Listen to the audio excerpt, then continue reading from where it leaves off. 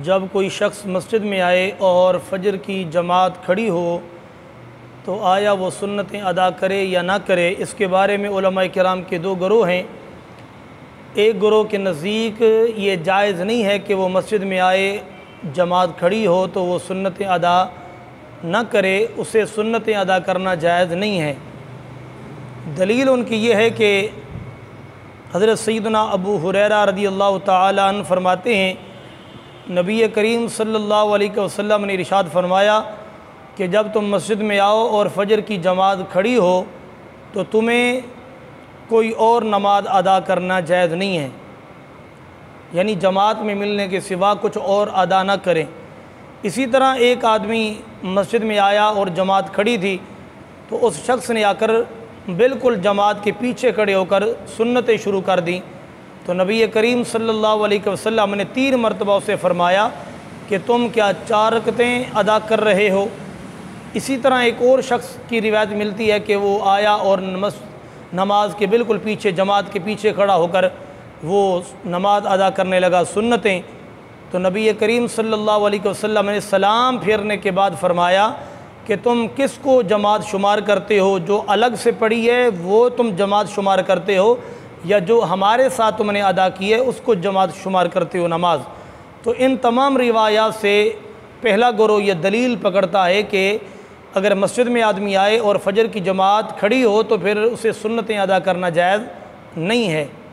जबकि दूसरा गिरोह अहनाफ का है जिसमें इमाम आज़म भी हैं, इमाम यूसुफ़ व मोहम्मद रहमहुल्लाह ताला हैं।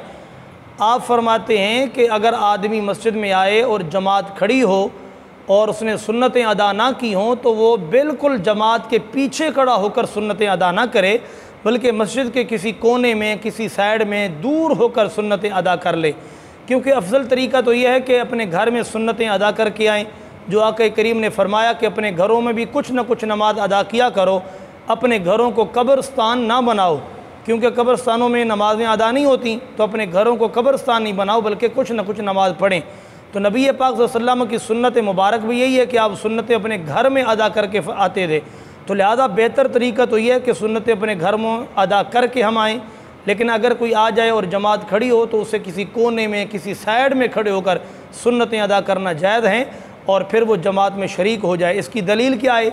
आप कहें जी पहले गिरोह की तो इतनी रिवायात हैं और अहनाफ के पास क्या दलील है? तो हदीस पाक में मौजूद है, हज़रत अब्दुल्लाह बिन मसऊद रज़ियल्लाहु ताला फरमाते हैं कि मैं एक दिन लेट आया, जमात फ़जर की खड़ी थी तो मैंने साइड पे होकर सुन्नतें अदा फरमाई और फिर मैं जमात में शरीक हो गया। तो इस बिना पर हज़रत उलमाए अहनाफ कहते हैं कि अगर आदमी को ये यकीन हो कि मैं सुन्नतें अदा करने के बाद जमात में शरीक हो जाऊंगा तो उसे पहले सुन्नतें अदा करनी चाहिए, क्योंकि ये सुन्नतें तमाम सुन्नतों से ज़्यादा ताकीदी हैं। लेकिन अगर उसे ये ख़दशा हो कि मैं सुन्नतें अदा करूंगा तो इमाम साहब सलाम फेर देंगे, तो फिर सुन्नत जितनी भी ताकीदी हो जाए फ़र्ज़ से ज़्यादा तो ताकीदी नहीं है। लिहाजा अगर ख़दशा है जमात के छूटने का तो फिर जमात में शरीक हो जाए और सुन्नतें तुलुए आफ्ताब के बाद उसकी क़ज़ाई अदा कर दे।